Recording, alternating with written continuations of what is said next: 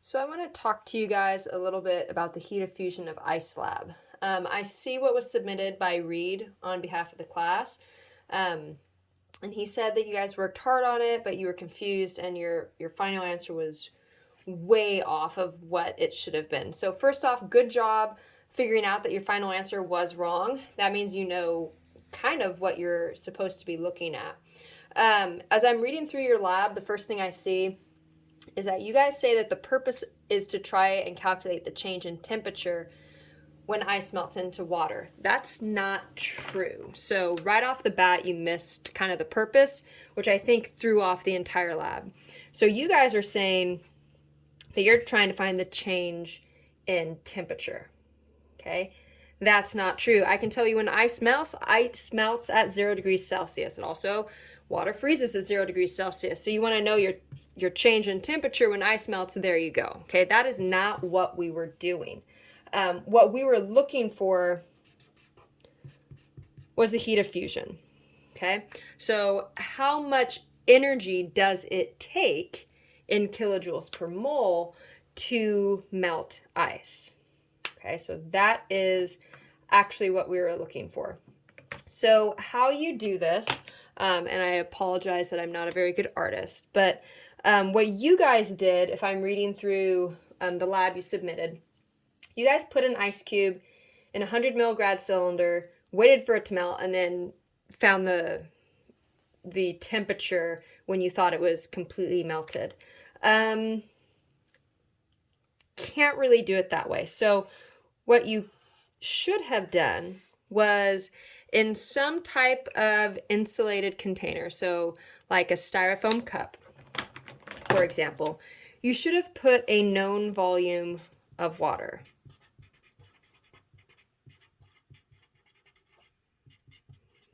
Okay?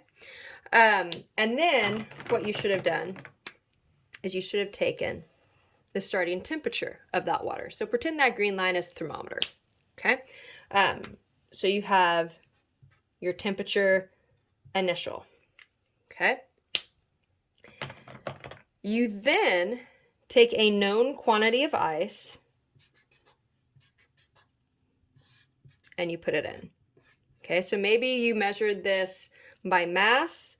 There's different ways that you could figure out the quantity of ice. You could also look at the volume change of water before and then water after the ice melts to get the amount of ice as well, but that part doesn't really matter. Okay, so let's recap what we have so far. You have an insulated container like styrofoam. This is important because what we are measuring here is the amount of heat that is going from the water to the ice in order to melt the ice. You are trying to limit the amount of outside heat going into the ice. Okay? Because we can't measure this heat. We can't measure this temperature change. We can't measure this temperature change or this. What we can measure is the temperature change of the water. So if you limit where the ice is getting energy from to just getting energy from the water, then you can have the temperature of the water initially, and then you can have the temperature of the water after the ice melts. That temperature change is directly related to the amount of energy that went from the liquid water to the ice. Okay? Now, let's think back to what we're trying to find here again. We are trying to find the heat of fusion of ice. Now, heat of fusion of ice is your kilojoules per your mole. Guess what? You already have half of this. Your moles of ice, you can calculate from your grams of ice. So this is going to be a simple grams to moles conversion. It's the kilojoules that is a problem. So that's where you use the liquid water. Okay, so if we're looking at this, okay, liquid water, we have Q equals mc delta T.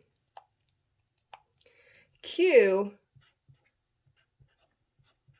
that is going to be your heat that is lost by water, which is then gained by the ice. So we solve for Q, and we get the top part here. We get kilojoules. Now, mass of ice, do we know that? Well, yes, you do, because we used a known volume of water. And we know from the hints I gave you that 1 milliliter of water is approximately 1 gram. Okay, so we know that. We know the specific heat of water. That is a given. Okay, so the specific heat of water is 4.18 joules per gram degrees Celsius. So that means for every 1 degree Celsius, that 1 gram of water increases temperature, there's 4.18 joules that's absorbed, joules of energy. And then your temperature change, the last part here, you measured from the water. Okay, you then solve for Q, you plug Q into kilojoules, you know the moles of ice because that was your mass of ice, and that's a simple gram to mole conversion. Divide away, and you should get that 6.01 kilojoules per mole. That means for every 1 mole of ice, 6.01 kilojoules of energy is needed to melt it. So really quick recap, we were not finding the temperature change of the ice, okay, which is what you guys proposed in the lab that you submitted. We are trying to find the delta heat of fusion. So how to do that? You get an insulated cup, okay, like styrofoam. You put a known volume of water in it. You then put, after you find the initial temperature of that water, you then put a known mass of ice in there. You wait for that ice to melt, and then you take the final temperature of that water. Whatever this temperature change is, that is what you're going to use to figure out how much energy went into melting that ice, which is what you're after. That heat energy that went into melting the ice, you have the mass of the water, specific heat of the water, and then temperature change of that water. That gives you your heat. The moles is a gram to mole conversion for the ice. Divide those out, and you get 6.01 kilojoules per mole. So you have to use both ice here and different known values for the liquid water. Don't feel bad if you guys didn't get this. The lab it seems simple when you're told what to do, but the actual figuring it out and figuring out how to do it and then the math, that can be a little tricky. So don't feel bad. You guys are going to get credit for trying it. Reach out to me or email me if you don't understand parts of this. You will not have anything nearly this difficult on a test, so don't worry about it. This is very upper division, upper level that I wanted to see if you guys could figure out how to do on your own. Okay, reach out to me once again if you have any questions.